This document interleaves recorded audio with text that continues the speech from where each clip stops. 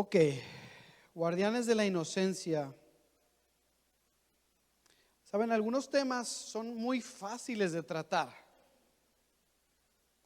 Algunos temas, fácil, fútbol, los carros de carreras, la música, las actividades, son temas bien fáciles de abordar con nuestros hijos, ¿no?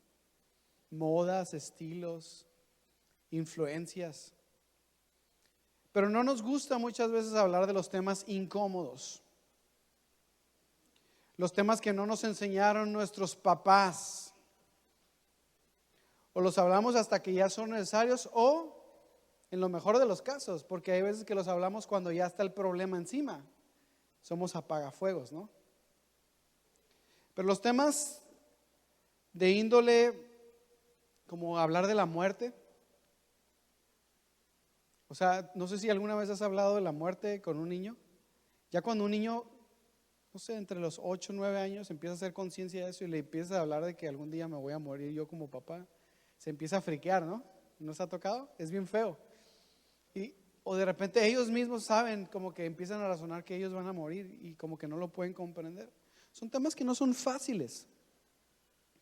Hablar de algo en el pasado que nos avergüenza, ¿sí? Como por ejemplo, no sé si alguna vez estuviste en una condición económica muy difícil y tener que tocar ese tema con tus hijos, hablando de escasez, por ejemplo, de deudas, ¿sí?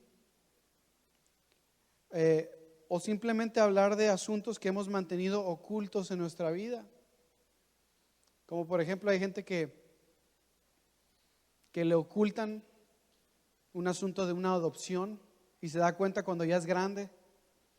Son temas muy difíciles y los papás a veces lo ocultan. A veces, no sé si les ha tocado, pero a mí me llegan a la consulta muchas veces personas ya mayores que empiezo a ver su historial y empiezo a darme cuenta que tiene un cáncer o una enfermedad así. Y entonces le pregunto yo a la familia, oiga, ¿desde cuándo? Y me dicen, y yo, ¿qué dije o qué? Y me dice, es que ya me dicen, es que ella no sabe. Familiares que le ocultan al viejito que tiene cáncer, porque se me va a deprimir. Y entonces yo le digo, es que sabe que él tiene todo el derecho de saber por qué le está doliendo, o tiene todo el derecho de estar informado, de saber qué es lo que tiene su cuerpo. Nada más que necesitan a lo mejor ayuda, ¿no? Son temas que a veces no nos gusta hablar. Hay temas que la verdad nos quedamos callados. Pero la verdad, el quedarse callados con ciertos temas no ayuda. Por más complicado que sea, cuando hablamos de temas difíciles dentro del hogar, creamos un ambiente seguro. Por lo contrario, si no los hablamos, nos quedamos callados, estamos trayendo inseguridad a la casa y estamos haciendo que se propaguen los secretos y que aumente la maldad. Poncho la semana pasada nos hablaba de por qué tocar estos temas en la iglesia, ¿se acuerdan? Y aunque sea difícil hablar con tus hijos sobre el abuso sexual, es importante que lo hagamos. Porque cuando no lo hacemos, entonces estamos creando ese ambiente inseguro. Ahora, por naturaleza el hombre tiende hacia la maldad, ¿sí? Por naturaleza el hombre tiene un desvío hacia hacer las cosas equivocadas, ¿sí? Los cristianos lo que estamos haciendo es metiéndonos al orden de Dios y tratando de desaprender esa costumbre que por naturaleza se nos fue enseñada de manera equivocada. Pero si nosotros no hacemos algo de manera intencionada por tratar de meternos al parámetro de Dios, tarde o temprano va a ser demasiado lejos, va a ser demasiado difícil o puede ser demasiado tarde para hacer ese cambio. Entonces la maldad invade a la persona y es demasiado difícil rescatar. Aunque Dios puede hacer cosas imposibles, ¿cierto? La maldad es una fuerza activa en nosotros, pero tenemos que trabajar intencionadamente contra ella. Intencionadamente. No puede ser apagafuegos. Si tú quieres hablar de sexualidad con tu hija, a los 13, 14 años ya es demasiado tarde. Si quieres hablar de sexualidad con tu hija a los 8, 9 años, ya es demasiado tarde. Si tú quieres hablar con tus hijos de sexualidad a los 6, 7 años, ya es demasiado tarde. Josh McDowell nos decía, ¿cuándo es buen momento? Cuando nacen. Desde que nacen tú les empiezas a decir lo bonito que es su cuerpo, cómo se llaman las partes de su cuerpo, por qué las hizo Dios, para qué las hizo y que son partes preciadas. Decía Josh McDowell, desde que nos bañamos con nuestros hijos. ¿Sí? ¿Cuántos les ha tocado esa experiencia bonita de bañar a sus hijos? Todos, ¿no? Entonces es una experiencia bonita porque a mí me tocó bañar a los 3 y se ponen, y luego están güeros, entonces parecen como un lechoncito, eso es resbaloso, ¿no? Siento que estoy jugando como al lechón ese cebado, ¿no? Y le pones el jabón y se me andaba cayendo los chamacos, ¿no? Pero es una bonita experiencia y desde esos momentos ya empiezo yo a hablar con ellos. ¿Sí? Ahora, ¿qué es el abuso sexual? La definición que dimos o la definición que estamos viendo es que cualquier tipo de contacto o conversación donde se busca explotar sexualmente a un niño, una niña o un adolescente es una forma de maltrato que va desde exhibirse deshonestamente hasta el contacto sexual. Es decir, es muy importante que sepamos que no siempre un abuso sexual implica el contacto físico. Hay abuso sexual sin que haya habido contacto físico. Por ejemplo, y por eso les dije que los niños no deben estar aquí, pero el masturbarse delante de un niño deja una huella en ese niño imposible de borrarse. Josh McDowell nos hablaba de esa hormona que tenemos en el cerebro, ¿sí? Que se llama dopamina, la hormona de la memoria. Y una imagen traumática, una imagen difícil a un niño se le queda guardada en esa biblioteca que tenemos aquí para siempre. Hay gente que tiene más dopamina que otras, ¿verdad? Por ejemplo, yo veo a mi mujer, ¿se acuerda de fechas? Es que en 1996 tú me dijiste esto y andabas vestido así, así, así. Y yo, o sea, yo ni me acuerdo de eso, ¿no? Pero muchos niños tienen esa hormona en abundancia. Y sabes, cualquier imagen que ellos vean se va a quedar guardada en el cerebro de manera inmediata. Obligar a un niño a ver una imagen pornográfica. A lo mejor no lo hacemos nosotros, pero ¿qué tal sus primitos de 15 años? Para que vea, para que vaya aprendiendo, dicen. ¿Sí? ¿Qué tal los amiguitos de la escuela? A lo mejor tú eres muy buen papá y tú proteges mucho a tus hijos, pero ¿quién te dice que uno de sus amiguitos que es mayor que él no trae uno de estos en la escuela? Porque ahora los papás muy modernos hasta estos le regalan a sus hijos, ¿no? Y con internet. Y a lo mejor tú eres muy eficiente en cuidar a tu hijo, pero uno de sus amiguitos del salón que está arriba de él o de su mismo salón trae uno de estos. Y ahí le va a enseñar a tu hijo una imagen que es sumamente difícil y sumamente gráfica. ¿Sabes que eso se le va a quedar a tu hijo de por vida grabado? La primera ocasión que tu hijo vea una imagen de sexo activa, se le va a quedar grabada de por vida. Y eso no implica ningún tipo de contacto físico, es visual. Pero eso ya está determinado como un tipo de abuso. causa un terrible impacto en la vida de un niño. Ahora, tú te podrías preguntar, ¿qué tiene que estar haciendo este tema en la iglesia? ¿Sí? Que nos podríamos preguntar eso, ¿no? ¿Por qué tocar ese tema aquí y no en la escuela? Para empezar, los maestros le sacan. Los maestros de las partes del cuerpo de ahí no van a pasar. Realmente no hay ningún maestro en la escuela que se vaya a poner a atacar el asunto del abuso sexual en el salón de clases. Van a tocar las partes del cuerpo, van a hablar de sexualidad, sí, pero no del abuso per se. Sí, y además quiero decirte algo, es nuestra responsabilidad la protección de los niños. Es nuestra responsabilidad la protección de los niños, la protección de los jóvenes, de los adolescentes. Algunos de nosotros podríamos pensar, bueno, pero es que yo ya no tengo niños, o ya mis hijos se casaron, yo ya hasta nietos tengo, yo soy un abuelo, pero tienes nietos, pero tienes gente cercana a ti. A lo mejor podrías tú pensar, es que esta plática a mí no me corresponde porque yo ni hijos tengo. Y quiero decirte, estás equivocado.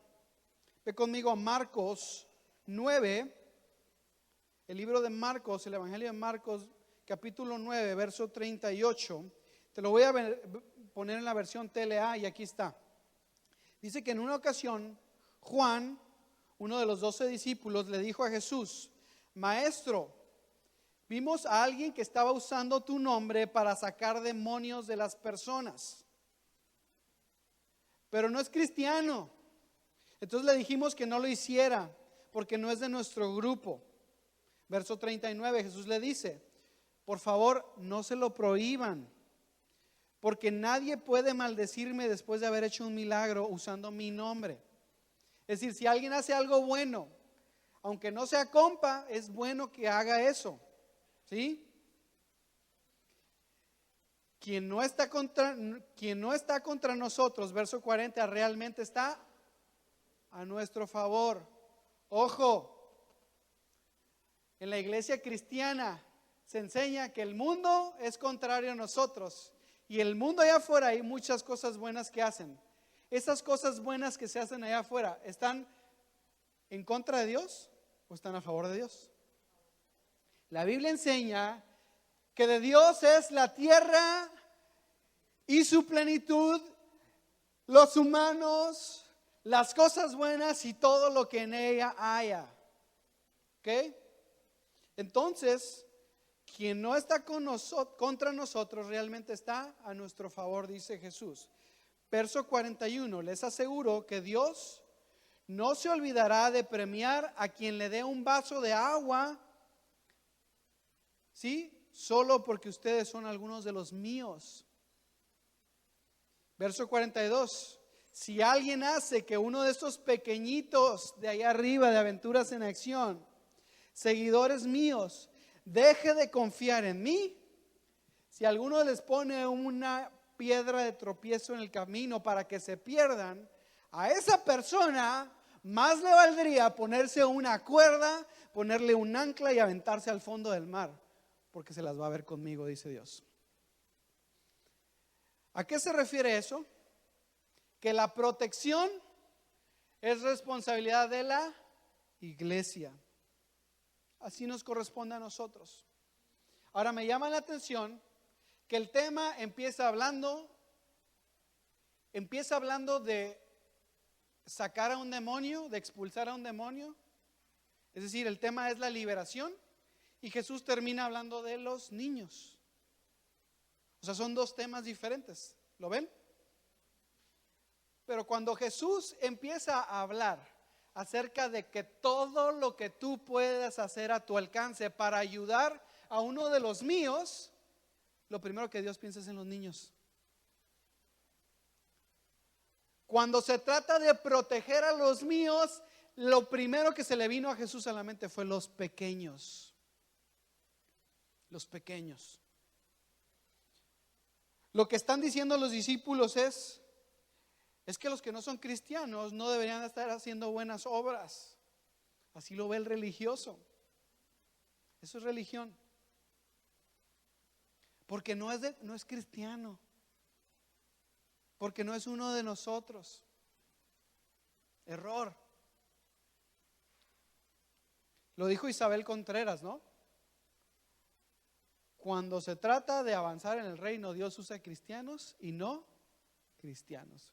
Porque para Dios, Él puede utilizar a cualquier instrumento. Y Jesús les dice: yo voy a premiar a cualquier persona que haga algo bueno por los míos. Es lo que está diciendo ahí. Yo le voy a premiar a todo aquel que haga algo bueno por los míos. ¿A cuántos les gustaría ser premiado por Dios? No dice ahí tenga o no tenga hijos, ¿cierto? Dice cuando alguien de los míos, alguien de aquí de la congregación, alguien de allá afuera haga algo bueno por los míos, yo voy a premiar a esa persona. Si esto es cierto para los de afuera, ¿cuánto más para la iglesia? ¿Verdad? Si esto es cierto para los de allá afuera, como la asociación esta de no más cuartos vacíos, ¿cuánto más para nosotros, la iglesia? Entonces,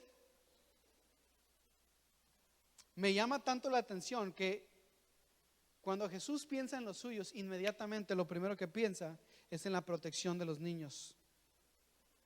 Entonces, te recuerdo que hablando de esto, a todos nos corresponde la protección de las nuevas generaciones. El hecho de que no tengas hijos, el hecho de que tengas 70 años, el hecho de que tus hijos estén bigotones y ya tengan 3, 4 chamacos, no te exime de la responsabilidad que tenemos como iglesia de cuidar a las futuras generaciones. Si le corresponde a la sociedad en general, cuánto más a la iglesia. Ahora, yo me acuerdo que cuando yo estaba en el internado, puedes hacerle, cuando yo estaba en el internado,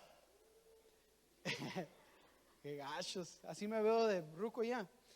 Mi señora de repente me empieza a sacar unas canas ya por aquí.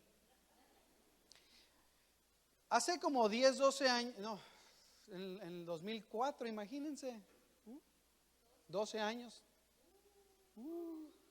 Cuando yo estaba en esa etapa bonita, un chavalo,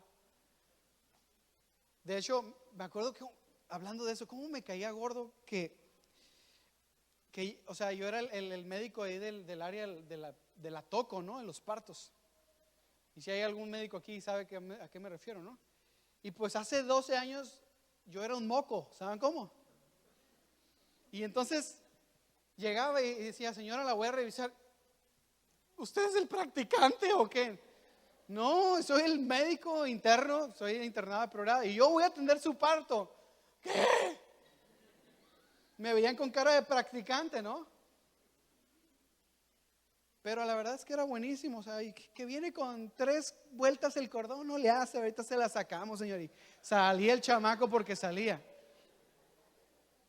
Bueno, pero en esa etapa del IMSS aprendí una lección horrible. Y no fue precisamente con los partos. Hay una actitud institucional que me cae tan gorda, e inclusive me acuerdo que en aquel tiempo eran tiempos de elección sindical. Ya saben que todos los de la gente de salud, instituciones públicas tienen sus sindicatos, ¿no? Y había una frasecita que hasta ahorita la oigo y me cuesta trabajo digerir, y es el no me toca. Y en el IMSS hasta se burlaban y hacían mofa de eso. Porque había gente, por ejemplo, y te vas a identificar, de mí te acuerdas, estás haciendo una cola larguísima para un banco de sangre o para un laboratorio y tienes una pregunta genuina y te acercas a la señorita que está en ventanilla para preguntarle, y como ella está nada más en ventanilla y tu pregunta se sale de su ámbito ordinario, te dice: no me toca, vaya allá a buscar a no sé quién. Y te vas allá y te topas con una enfermera y te: no señora, eso no me toca a mí. Y te manda a otro lugar y ahí andas votando. ¿Le suena conocido? Yo me acuerdo que a mí me tocaba como interno hacer las curaciones a los hospitalizados. Había gente que tenía heridas, llagas, quemaduras, y me tocaba hacer las curaciones. Y de repente me atoraba con un asunto y le pedía auxilio a la enfermera. No, interno, eso no me toca a mí.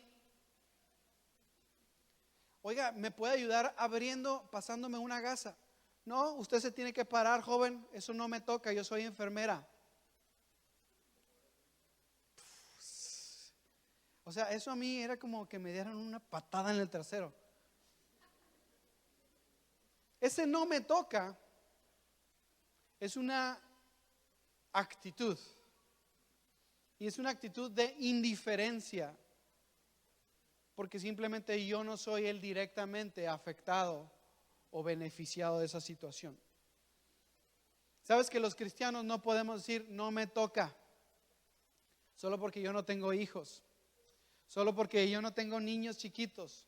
Solo porque yo ya pasé esa etapa.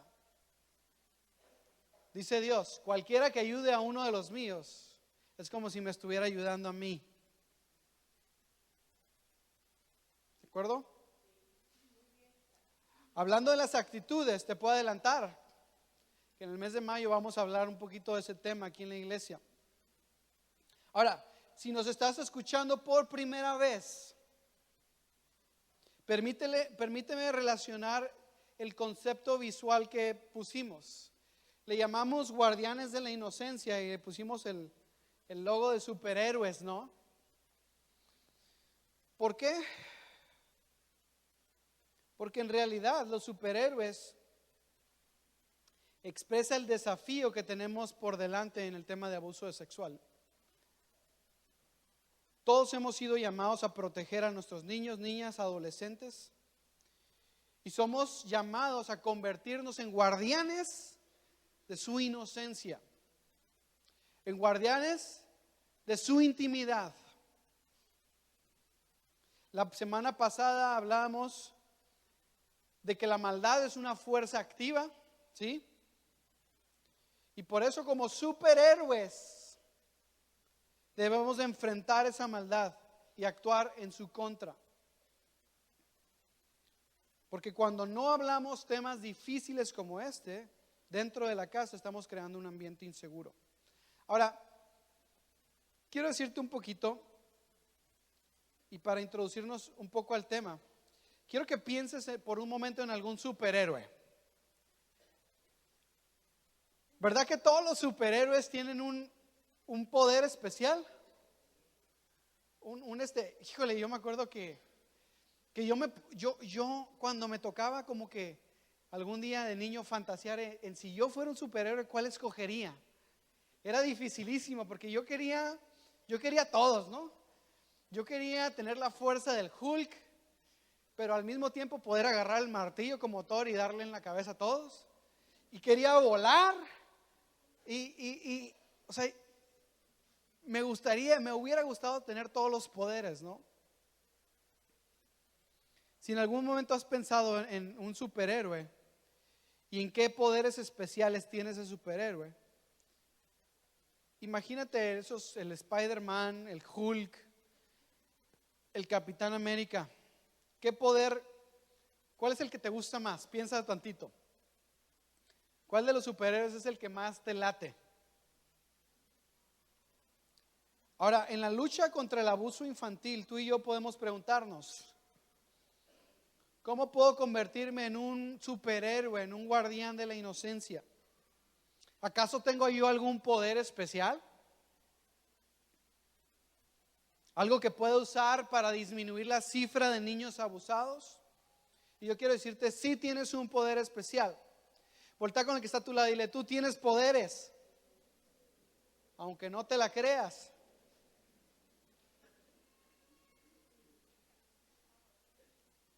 La respuesta es sí, sí tenemos un poder especial. Y ese poder especial se llama el poder de la instrucción. Di conmigo, instrucción. Este es el poder especial que Dios nos dio a todos para poder combatir este problema del abuso. Instrucción es igual a leccionar, a entrenar a un niño. Fíjate, ve conmigo a Proverbios 22, verso 6. El rey Salomón escribió esto, está en el Antiguo Testamento, y dice: instruye al niño en el camino correcto, y aún en su vejez no va a abandonar lo que tú le enseñes. ¿Sí? Precisamente ese es el enfoque de esta semana. La instrucción es igual a un entrenamiento constante. La instrucción constante es igual a entrenar a nuestros hijos. Y sabes, hablando de entrenamiento, las investigaciones demuestran que los niños que sus papás les han estado hablando de este tema para prevenirlos en contra del abuso sexual, son niños que están mucho más preparados para defenderse a la hora de posibles agresiones. Son niños que tienen herramientas. Son niños que no se dejan tan fáciles. El principio de Proverbios es bien sencillo. Dice: instruye o entrena a tu niño desde pequeño, y cuando sea viejo no va a abandonar la instrucción o el entrenamiento que tú le diste. El principio es sencillo. Cuando yo entreno a mis hijos, los estoy preparando a ellos para el futuro. ¿Sí? Cuando yo entreno a mis pequeños, cuando yo instruyo a los míos, los estoy preparando para lo que va a venir en el futuro. ¿Sabes? Ese es un poder extraordinario que tenemos como papás. Además nos va a poder hacer frente, nos va a permitir hacer frente a este flagelo del abuso sexual. Ahora, un poquito de estadísticas difíciles. La realidad en Latinoamérica es que el 39%, ¿sí?, de las personas han tenido experiencias sexuales negativas durante la infancia. Decía Laura hace ratito, algunas de las estadísticas dicen que de cada 5 mujeres, de cada 10, 5 niñas, ¿no? Es decir, 1 de cada 5 está teniendo este problema, ¿no? ¿5 de 10? Ok, 5 de 10. Ahora, ¿tú sabías que en Latinoamérica, hablando de toda la gente de habla hispana, hablando de nuestra cultura, 224 niños son abusados sexualmente cada hora? En lo que tú y yo estamos aquí sentados, el equivalente a más o menos el número de personas en niños es lo que está siendo abusado cada hora en Latinoamérica. ¿Sabes que 9 de cada 10 abusos son en la casa? El lugar donde debería ser el lugar de confort, de protección. Ahí es donde ocurren 9 de cada 10. 5 de cada 10 adolescentes son acosados por pedófilos mientras navegan a través del internet. Hace poquito estaba viendo un video, y no sé si alguno de ustedes lo ha visto, de esos videos en donde gente quiere hacer conciencia de eso. Y van y le dicen: ¿sabe qué, señora? La escogimos a usted porque vamos a hacer un experimento, y su hijo o su hija está a punto de caer en esta práctica de supuestamente conocer a alguien en físico, alguien que conoció en línea. Y los papás, o sea, no lo pueden creer. No, mi hija, ¿no? Como siempre, ¿no? Los papás sobreprotectores que pensamos que nuestros hijos son unas blancas palomas, ¿no?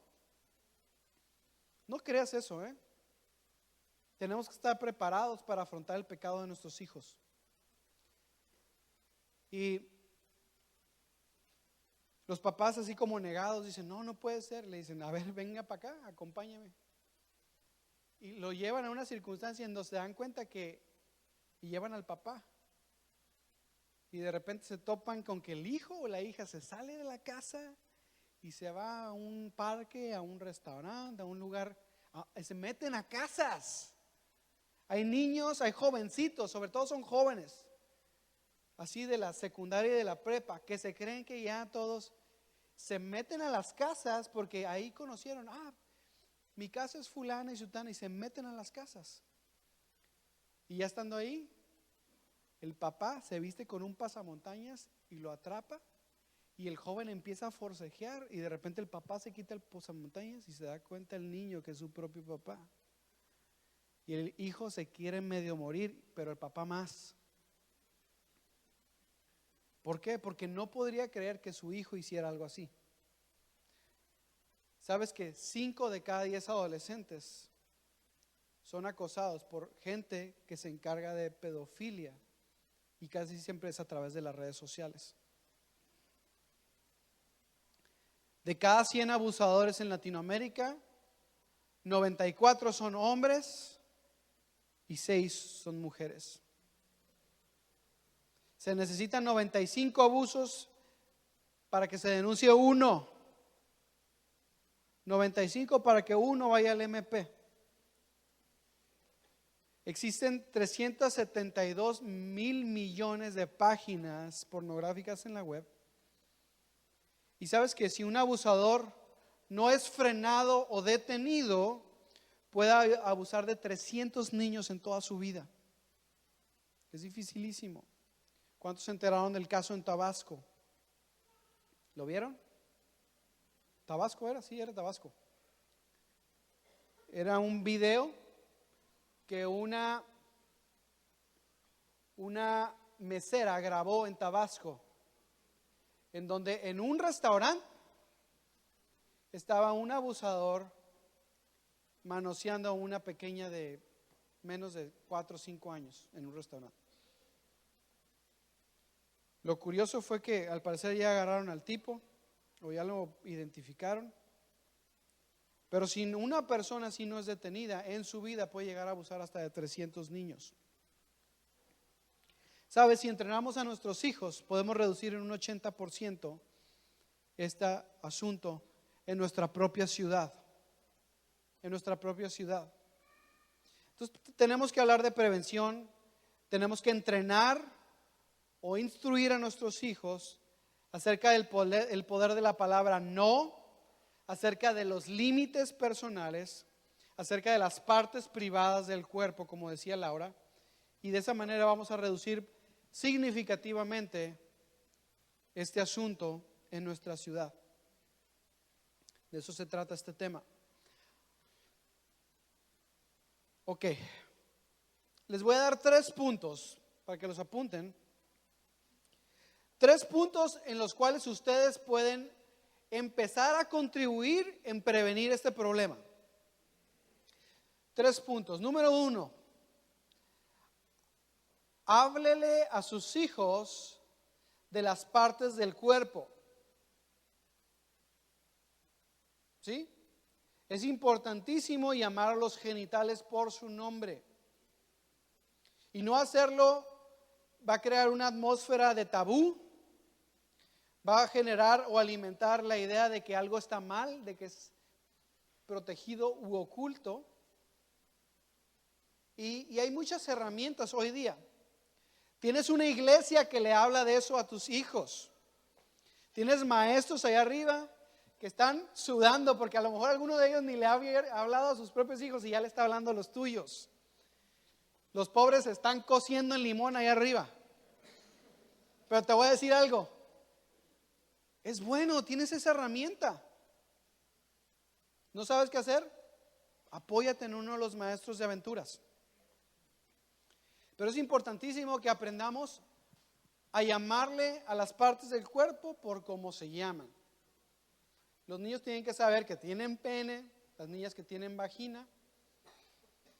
Está bien si le dicen vaginita, no pasa nada. Pero que sepan cómo se llama, ¿no? Porque de repente se requiere que el niño se exprese y no sé, le llama la cocinita, ¿no?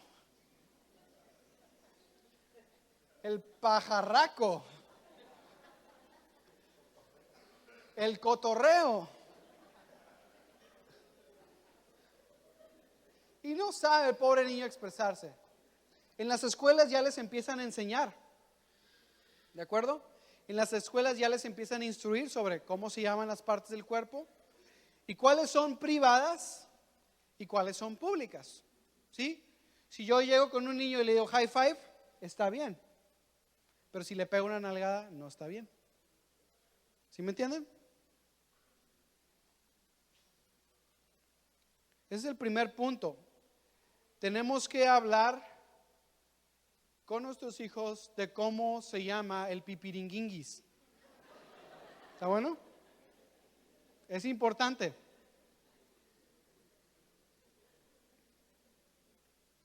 Segundo punto.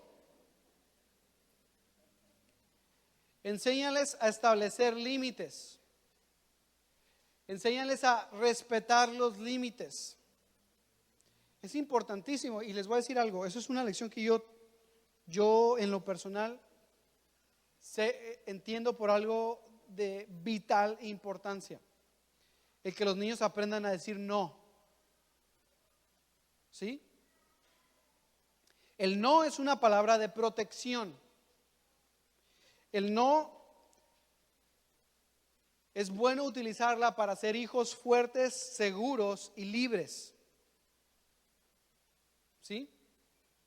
Te voy a poner un ejemplo. Piensa en alguna ocasión, en alguna experiencia, no tiene que ser sexual, a lo mejor alguna experiencia económica, alguna mala experiencia, una mala anécdota que tú hayas tenido en tu vida. Esa que te avergüenza, no te hagas. Piensa en ella, no la digas. Piensa si hubiera sido diferente, si hubieras dicho que no. Si el resultado hubiera sido distinto, si tú hubieses aprendido a decir que no antes. Sabes, el decir que no siempre es algo malo, ¿eh? Establece límites, establece parámetros. Yo en lo personal soy una persona que me cuesta mucho trabajo decir que no. Es algo que literalmente Dios trabaja en la vida del hombre. Y muchas veces nos cuesta trabajo porque pensamos en el decir que no como algo negativo, como algo que está mal. Pero tenemos que aprender que hay momentos para decir que no y hay momentos para decir que sí. Muchas veces fue sinónimo de mala educación. Cuando tú dices no, te regañan porque no, eso es de mala educación, eso no se dice. O era ofensivo o era incorrecto. No le podíamos decir que no a nuestros papás, ¿no? Pero tienen ellos que aprender a separar o a diferenciar cuando es un no que sí se puede emplear. Tenemos que enseñarle a nuestros hijos la postura de respeta mi no. Cuando yo digo que no es no. Es algo que yo le tengo que enseñar a mis hijos, Max, Elena y Andrés, a respetar su no. Por ejemplo, te voy a poner ejemplos bien sencillos con los que puedes empezar. A mí me encanta jugar con ellos y de repente les hago cosquillas. Y cuando les haces cosquillas, los niños se ríen. Pero llega un momento en que ya las cosquillas ya no se vuelven tan suaves. Y pasan de reírse a empezar como a llorar. Tú no puedes hacerles cosquillas al punto que se orinen, porque eso va a ser una circunstancia desagradable. ¿Estamos de acuerdo? Y lo vas a hacer llorar. En ese momento, si el niño te dice no, ahí le paras. Eso es un respetar un no. Una cosa tan sencilla como eso. ¿Sí? O un niño, tú estás jugando y el niño ya no quiere jugar y te dice ya no quiero seguir jugando. Si tú aprendes a respetar su no, tú le vas a decir, está bien, tú ya no quieres jugar, vamos a respetar eso. Otro ejemplo para los papás. Estamos jugando luchitas y de repente tu hijo te dice, no, dale más duro, al cabo es que no me duele. Tú tienes que aprender a checar cuando hay un límite. No lo puedes lastimar, ¿sí? Porque eso sería incorrecto. Entonces, nuestros hijos tienen que aprender a respetar los nos, ¿sí? Ahora les voy a dar algunas ideas prácticas para desarrollar el músculo del no. Ok, apúntale si tienes con qué apuntar. Practica con tus hijos un grito de alarma o un silbido para casos en peligro. Yo la verdad no sé chiflar. En la casa hay un chiflido para localizar a alguien en el mercado, ¿no? ¿Verdad? Ese es el bueno para localizar. Pero fuera de eso, yo nunca, ¿hay alguien que sepa chiflar así fuerte? A ver, ¿quién le hace más fuerte?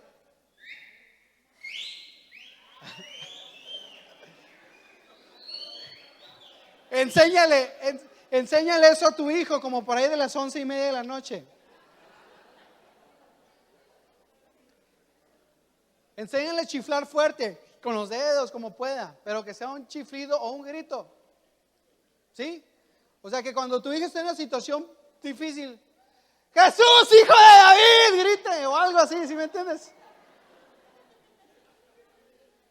Todo el mundo se va a sacar de onda, pero tú vas a entender de qué se trata, ¿no?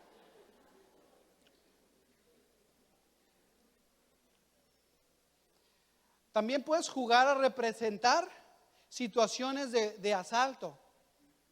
¿Sí? Sí, con los niños sobre todo, también es bueno con las niñas, pero con los niños, a ver, si llega un señor y te agarra así, ¿cómo le vas a hacer? No, pues yo me acuerdo que patada aquí, golpe y me zafo, ¿no? Algo así, tienes que aprender a desarrollar en ellos el instinto de defensa.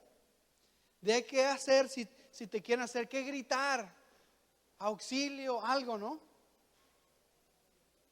Le tienes que hacer saber a tus hijos, tercera, que confías en su habilidad para mantenerse a salvo. Por ejemplo, no, hijo, yo sé que tú eres muy inteligente. Si sucede esto, vas a marcar a este teléfono. Pero papá, yo no sé marcar. Yo sé que tú eres bien inteligente y vas a poder marcar y vas a poder hablar con el policía. Enséñale a tu hijo a marcar el teléfono de la policía. Es más, te voy a decir algo.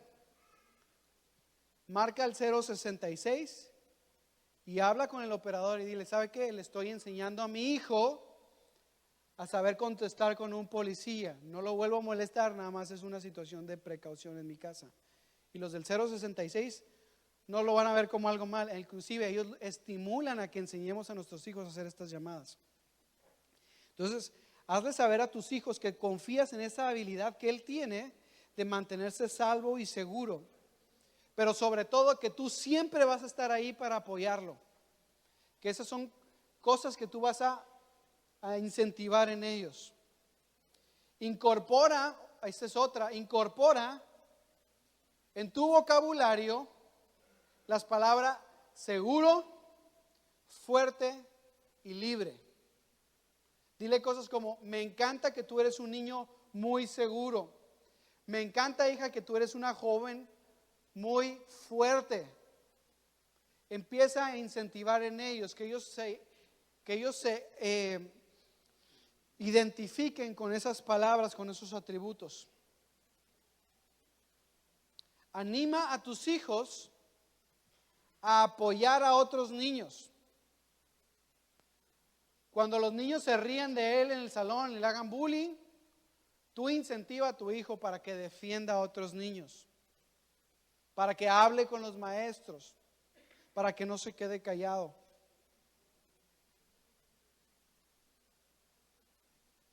Otra cosa que se puede hacer es cuestionar individuos o actividades sospechosas dentro de la comunidad. ¿Sí? Cuando ves a alguien ahí, ¿sabes qué? Eso no me late. Bueno. También puedes jugar para desarrollar el músculo del no. Puedes jugar al qué harías si. Por ejemplo, a ver, yo lo veo con Max, ¿no? ¿Qué harías, hijo, si yo y tu mamá no estamos en la casa y un hombre toca la puerta o al teléfono? Entonces él te tiene que responder. Pues no le abro la puerta. Si te digo, no, pues le abro, ya valió gorro. ¿Sí? ¿Qué harías si la persona que te cuida o tu niñera te molesta o te toca, tu hijo te diría, te comentaría al respecto. ¿Sí? ¿Qué harías si estás jugando en el jardín de tu casa y el vecino te pide que le ayudes a cargar unas bolsas de basura? ¿Qué harías si estás jugando en la casa de un amigo y su hermano mayor y sus amigos te invitan a unirte a un club? Pero para entrar al club te tienes que quitar la ropa o luchar cuerpo a cuerpo con ellos. ¿Sí? Son circunstancias que tú le tienes que empezar a hablar con tu hijo. Son maneras, herramientas en las cuales tú puedes hablar con ellos. Todo eso va a fortalecer el músculo del no. ¿Qué harías si estás jugando en el parque y un señor se acerca con un perrito y te quiere llamar tu atención para que vayas a tal lugar, ¿no? ¿Qué haces si estás conectado en el internet y te aparece un mensaje de una persona que quiere que llenes un formulario con tus datos? ¿Sabes? Todas esas cosas son circunstancias que tenemos que ejercitar con nuestros hijos. Y el tercer punto, enséñale a tus hijos sobre los buenos y los malos secretos. ¿Sí? ¿A qué me refiero con esto? Hay buenos secretos, ¿sí? Que tienen que ver con cosas agradables, como una fiesta sorpresa, es secreto. Un regalo, es que le vamos a dar un regalo, esos son buenos secretos. Una sorpresa, una fiesta. Los malos secretos son aquellos que nos incomodan, que nos causan incomodidad. Si alguien nos molesta o si alguien nos pide que nos callemos y no expliquemos algo, tenemos que aprender a avisar o a tratar de explicarle a nuestros hijos que hay buenos y malos secretos. Una de las estrategias más usadas por los abusadores es establecer un pacto de silencio con la víctima, apelando a que se va a quedar callado, o lo amenazan o lo sobornan. Por eso es importante que nosotros le digamos a nuestros hijos sobre estos buenos y malos secretos y cómo diferenciarlos. Explícale a tus hijos lo que es un soborno. Cuando estés ahí con el policía, mira, hijo, esto no se hace, ¿ok?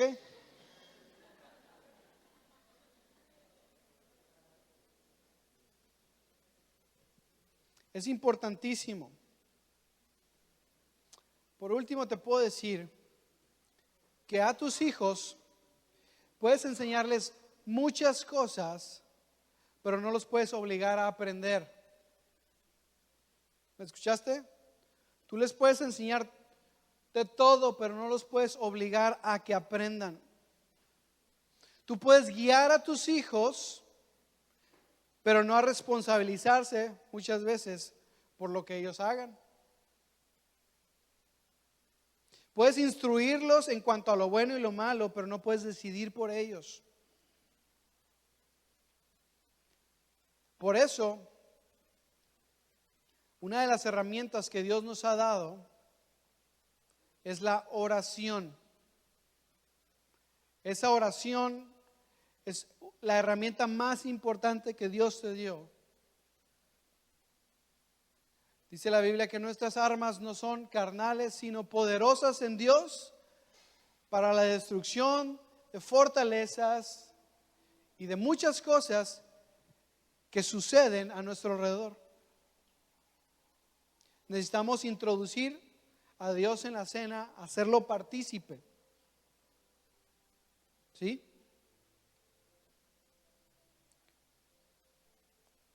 Necesitas empezar a bendecir a tus hijos y hacer a Dios partícipe de la crianza y de las tareas, de muchas de las cosas que nosotros no podemos hacer. Sabes, así como entrenar a tus hijos, instruir al niño en su camino, como dicen Proverbios. Cuando sea grande, tu hijo no se va a apartar de esa enseñanza. Tenemos que empezar a entrenarlos contra el abuso, que hablen abiertamente. Josh McDowell decía algo: es importantísimo establecer puentes y no barreras. Puentes de comunicación con nuestros hijos y no obstáculos y barreras. Cuando tú le dices un no, eso está mal, son barreras. Cuando le dices, a ver, enséñame eso. Mira, yo te voy a explicar. Mira, a Jesús le agrada esto, pero esto no. Lo que estás haciendo son puentes de comunicación. Cuando tú eres cerrado, cuando no permites que eso se hable en casa, lo que estás haciendo es estableciendo barreras con tus hijos. ¿Sabes qué va a pasar? Tus hijos se van a esconder de ti para hacer las cosas. Es importantísimo este tema, y aunque pareciera que en la iglesia no se debe tocar, dice Dios que es nuestra responsabilidad. Dice Dios que a nosotros nos corresponde, iglesia, ¿verdad? Dios es un Dios de libertad, y hay mucha gente allá afuera que vive en esclavitud. Y podemos empezar con los nuestros. Podemos empezar con el círculo de maestros de nuestra escuela. Podemos empezar con el círculo de amigos de nuestros hijos, de nuestros compañeros de clase de nuestros hijos. Son temas bien difíciles, pero tú lo que puedes hacer es empezar a informarte y pasárselo a los directores, pasárselo a los maestros. Y si no tienen a alguien que les hable, pues los traemos al auditorio central a que aprendan. Pero tenemos que ser nosotros los voceros de este asunto que la verdad está siendo cada vez más trágico. Todos sabemos que hay abuso sexual. Todos sabemos que hay trata de personas, trata de blancas, pero nadie hace nada al respecto. ¿Saben? Los gobiernos saben que existen. Tenemos el ejemplo de Tlaxcala, uno de los lugares en donde está más alto el índice de trata. Acapulco, en Guerrero. Y sabes que las autoridades lo saben y no pueden hacer nada porque no hay denuncias, porque nadie dice nada, porque la iglesia muchas veces se queda dormida. Si nosotros nos llamamos Acción Cristiana, no podemos tener el conocimiento y no llevarlo a la acción. No podemos saber esto y no propagarlo, porque sabes que es algo que Jesús haría. Sería algo que definitivamente Jesús haría. ¿Te parece si nos ponemos de pie? Terminamos este tiempo.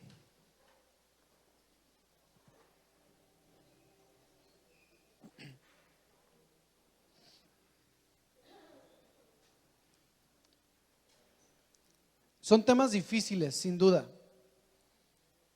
Pero ¿sabes qué? En la medida que nosotros los hagamos, los practiquemos, van a ser más sencillo. Yo, por ejemplo, ya ahorita, pues ya llevo un trecho avanzado con mis hijos. Tienen 7 y 4 años, pero creo que desde el año pasado me dediqué a esa chamba y ya tengo un trecho avanzado. Es importante que ahorita, no importa qué edad tengan tus hijos, no importa, es más, te voy a decir algo, papá, no importa que estén más grandes que tú, ¿ok? Ay, mamá, pero esas cosas yo ya las sé, ¿qué me importa? Siéntese y vamos a hablar tú y yo. Ay, papá, pero es que, o sea, ¿qué prefieres? ¿Que hables tú con él o que hable su mejor amigo, que es otro inexperto igual que él? No importa la edad que sea, tú necesitas establecer puentes de comunicación con tus hijos. ¿Ok? Ese tema de la sexualidad está destruyendo tantos jóvenes, tantos jóvenes. No allá afuera, aquí adentro de la iglesia. La razón número 1 por la cual los jóvenes se pierden es por un desvío en la sexualidad. De tal manera que si hablamos con ellos desde pequeños, vamos a poder tener jóvenes más firmes, que aprenden a decir que no, que están informados, que saben qué hacer, que aprenden a darse a respetar, pero sobre todo que saben y conocen y tienen temor de Dios, que tienen respeto por Dios. Infundir en tus hijos el respeto por Dios va a hacer que ellos se alejen del pecado. Y no los vas a tener que andar cuidando 24 horas. El Espíritu Santo te los va a cuidar. Bueno, oramos. Mientras oramos, pídele a Dios por tus hijos, pídele a Dios por los tuyos, pídele a Dios por aquellos que ya no te tocó cuidar, aunque estén grandes y bigotones. Pídele a Dios por ellos y dile: gracias, Dios. Señor, gracias te damos por nuestros hijos, gracias por nuestras generaciones, gracias por nuestros jóvenes, gracias por aquellos niños que se van a convertir en adolescentes y tal, en algún momento en jóvenes. Protégeles de la presión sexual que hay allá afuera. Protégeles de las influencias sexuales tan intensas que tienen allá afuera, de las presiones que los obligan a tener relaciones antes de tiempo, de las presiones que los obligan a tener masturbación, a tener exposición a pornografía, Señor, a edades tempranas. Señor, líbralos del mal, líbralos de los pecados, Señor, y cuando estén expuestos al pecado, porque los van a estar, ayúdales a tomar buenas decisiones. Ayúdales a que se den a respetar, a que aprendan a decir que no, a que aprendan a establecer límites, porque tu Espíritu Santo ha estado trabajando durante años con ellos, porque tu Espíritu Santo les ha estado guardando. Ayúdanos a establecer puentes de comunicación con nuestros hijos y no barreras. No barreras que los alejan, Señor. Y Señor, si ha habido algún niño en esta casa que ha sido abusado, Señor, te pedimos perdón, Señor, por eso, Señor. Y a partir del día de hoy seremos protectores de los nuestros, Señor. Vamos a infundir seguridad, vamos a infundir libertad, vamos a infundir fortaleza en los nuestros, Padre. Te pedimos que nos des sabiduría para enfrentar los temas difíciles, Señor, y que seamos protectores y voceros de este mensaje del cuidado de nuestros niños, del cuidado de los tuyos, Señor, que tan importantes son para tu corazón. Si no lo hiciéramos así, Señor, más nos valdría atarnos una cuerda y echarnos al fondo del mar, porque no estamos haciendo la tarea que nos corresponde. Te bendecimos y te agradecemos a ti por la libertad que tú le das a tus hijos, Padre. En tu nombre, Jesús, amén. La siguiente semana continuamos con el tema de Guardianes de la Inocencia, pero vamos a tener un invitado especial. Y la semana que sigue vamos a tener a los de No Más Cuartos Vacíos para ese foro abierto. ¿De acuerdo? Que Dios bendiga tu vida.